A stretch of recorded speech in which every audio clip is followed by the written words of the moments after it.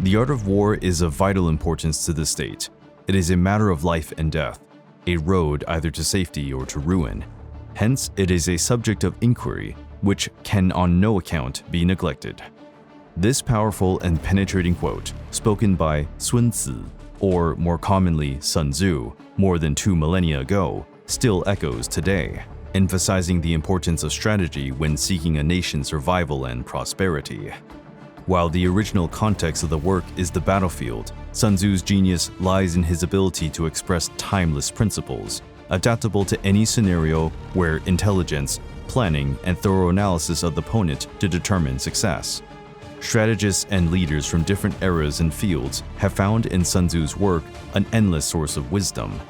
One of history's greatest military strategists, Napoleon Bonaparte, attributed part of his success to the book, applying his teachings to overcome armies much larger than his own. Konosuke Matsuhita, the Japanese businessman and founder of Panasonic, learned from the art of war the guiding principles for building one of the world's largest industrial empires. Matsuhita prized discipline, long-term planning, and the importance of knowing the market and competitors, essential elements from Sun Tzu's vision. The work's influence even extends to sports. American football head coach Bill Belichick, considered one of the greatest in NFL history, is known for his fascination with the art of war.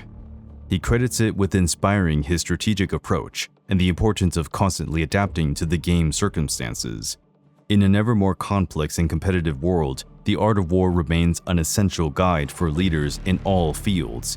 Its teachings on strategic planning, scenario analysis, resource management, and the ongoing search for competitive advantage are powerful tools for those seeking to achieve success. This video will provide an in-depth analysis of this work, offering examples of successful ways in which its teachings have been applied in various historical contexts, as well as looking at what can happen when these lessons are neglected and their calamitous consequences. Sun Tzu, or Sun Tzu, was a general, military strategist, and philosopher. He is believed to have served the state of Wu, where his military strategy expertise made him a figurehead. The art of war is credited to him and is regarded as a compilation of his teachings and thoughts on war. He is often remembered as a master tactician who achieved several important victories on behalf of the state of Wu. His insights were influenced by his understanding of war as a natural aspect of life, which should be waged with wisdom and cunning. In his search for military and political supremacy, Sun Tzu, in his work The Art of War, lays out 5 essential elements that any leader aiming for success must understand and master. The way, morals and ethics; the paradise, environmental conditions; the land, geography; leadership, qualities of the commander; and discipline, organization and logistics. These mutually dependent and complementary mainstays form the basis of military and political strategy in the Chinese master's vision. The way, moral law, illustrates the cohesion between the political leadership and the armed forces, building a nationwide sense of unity on behalf of the cause. When political decisions and military actions are aligned, the morale of the troops soars, determination is solidified, and resistance to the adversary is unshakable. The leader must act fairly and morally to earn his soldiers' respect and loyalty. An ethical commander inspires trust and devotion. There should also be harmony between the leader and the soldiers. When everyone agrees on a common goal and works in unity, the army's effectiveness increases significantly. The leader must also clearly communicate objectives and strategies, ensuring that everyone understands their role and importance in the mission. Sun Tzu argues that an army adhering to the way will be in sync with its leader and hold a significant advantage over an army where there is suspicion, divisiveness, or a lack of moral direction. He sees moral strength and integrity as crucial to success in military campaigns. British Prime Minister Winston Churchill inspired the nation with his speech and moral leadership during the Second World War. He kept morale high and rallied the people of Great Britain around a common goal: to resist and overcome Nazism. The British cohesiveness and determination were instrumental in their struggle and eventual victory. As the leader of the American rebel forces, George Washington epitomized the way through his integrity, morality, and ability to inspire his soldiers. He kept the army united and morally strong, regardless of dire odds, proving to be vital to the ultimate victory over the British forces. On the other hand, the Vietnam War is an example where the American military and political leadership failed to maintain morale and unity among the forces and the population. The lack of a clear and ethical approach to the war, along with growing skepticism and public dissent, resulted in demoralization among the troops and a lack of cohesion in the war effort.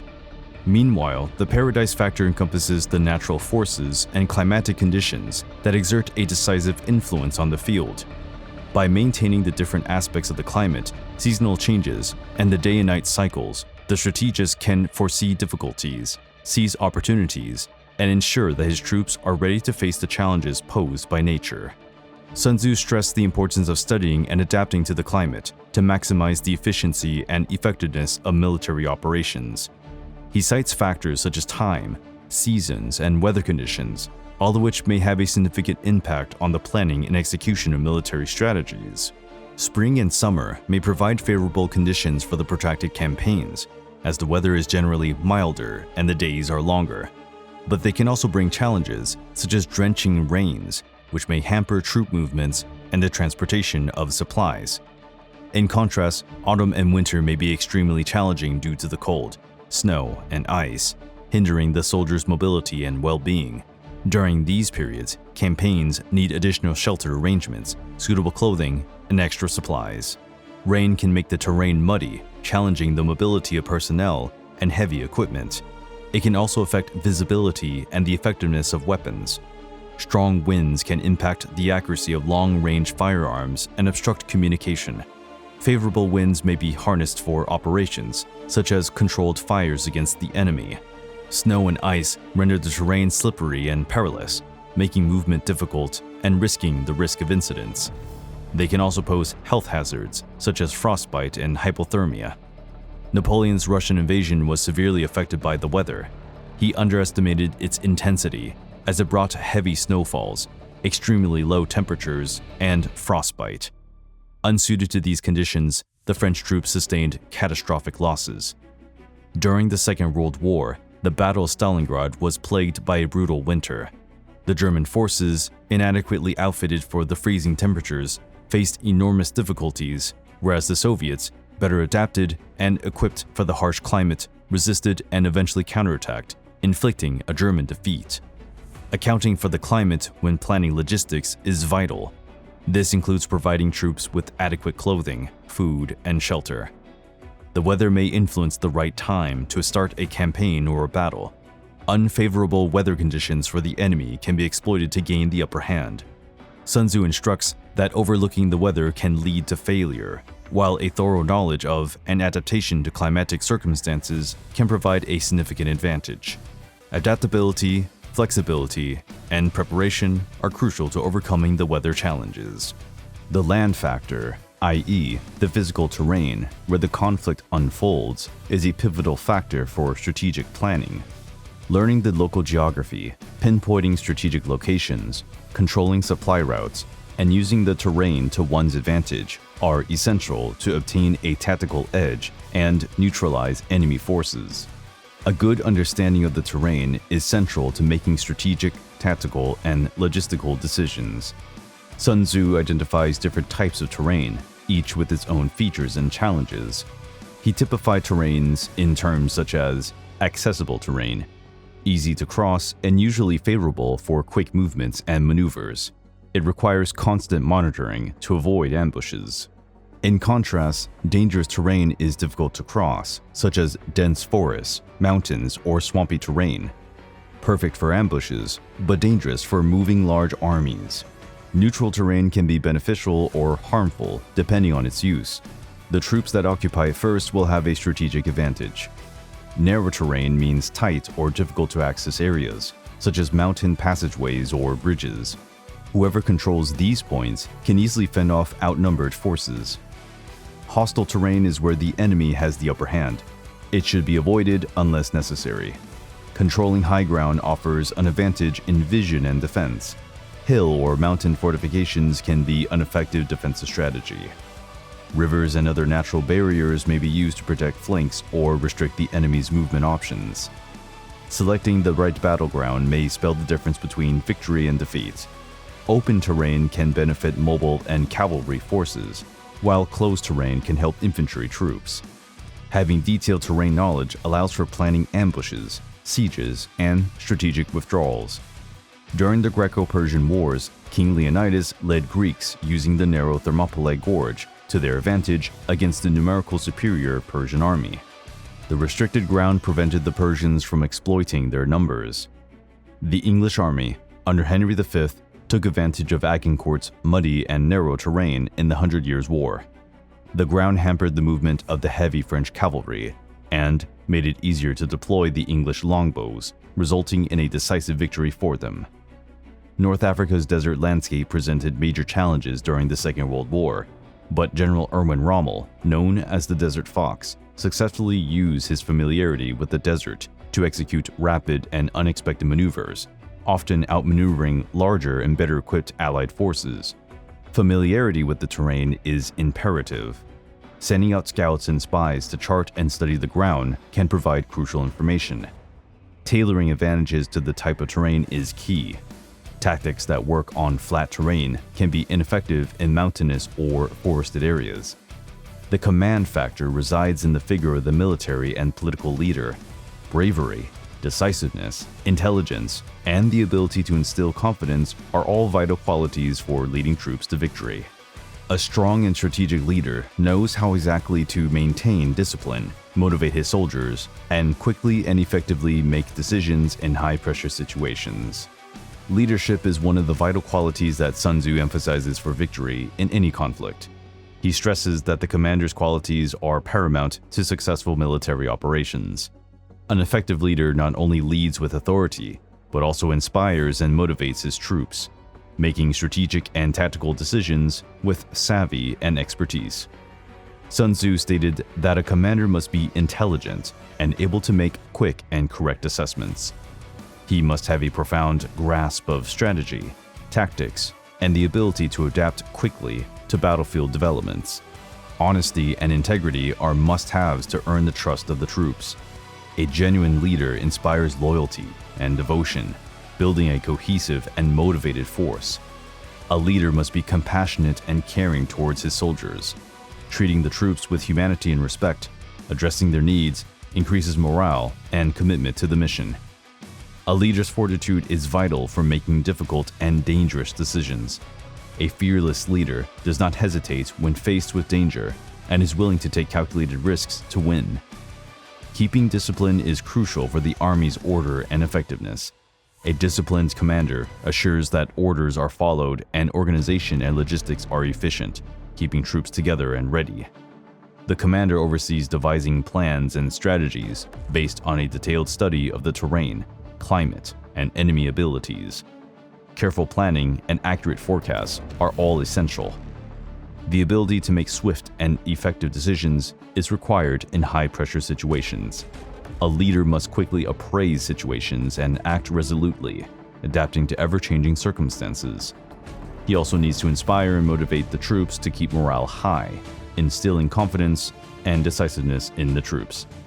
The leader must also efficiently manage resources, guaranteeing that the troops are well supplied and prepared. This involves expertise in logistics, supplies, and equipment maintenance. Clear and efficient communication is critical. A leader must communicate orders and information in such a way that all army branches understand and execute them correctly and in their coordination. Alexander displayed all the qualities mentioned by Sun Tzu. His strategic wisdom, battlefield bravery, and ability to inspire his troops helped him conquer immense territories and create one of history's greatest empires. During the Second World War, as supreme commander of the Allied forces in Europe, Eisenhower displayed remarkable strategic acumen, especially when planning and running D-Day. His ability to bring together and coordinate diverse Allied forces was crucial to the success of the war.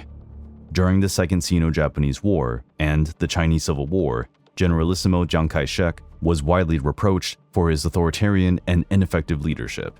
His lack of ability to inspire and motivate his troops, coupled with poor resource management, led to the ultimate defeat of his forces and the deaths of millions of soldiers and civilians.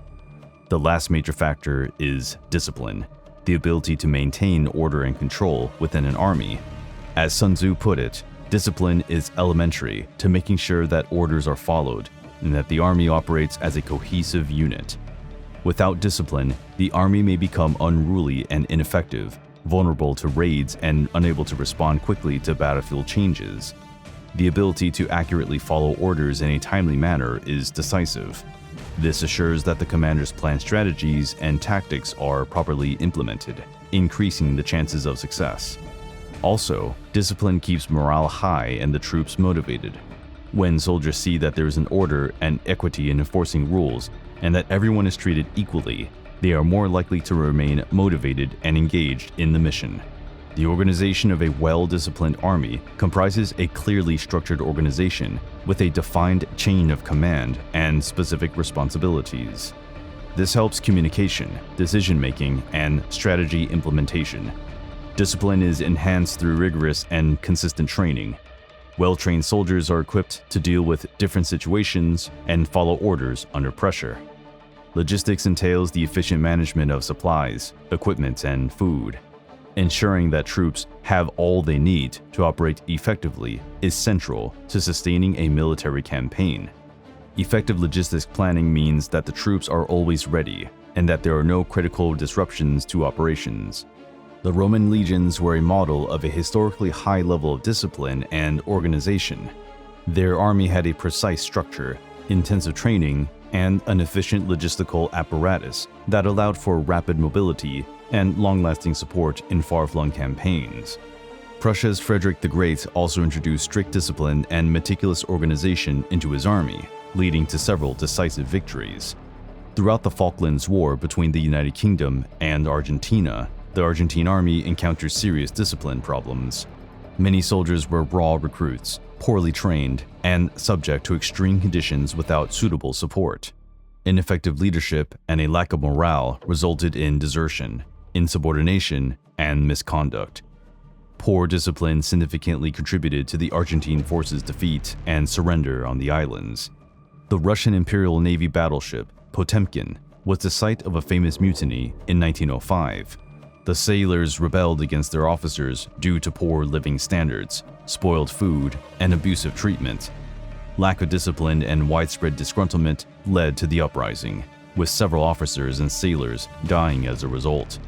This event not only undermined the fleet's efficiency, but also symbolized the growing dissatisfaction within the Russian armed forces and the country's political unrest. Sun Tzu believed that a general had to fully master these 5 factors. Whoever knows them well will be victorious, and those who neglect them will fail.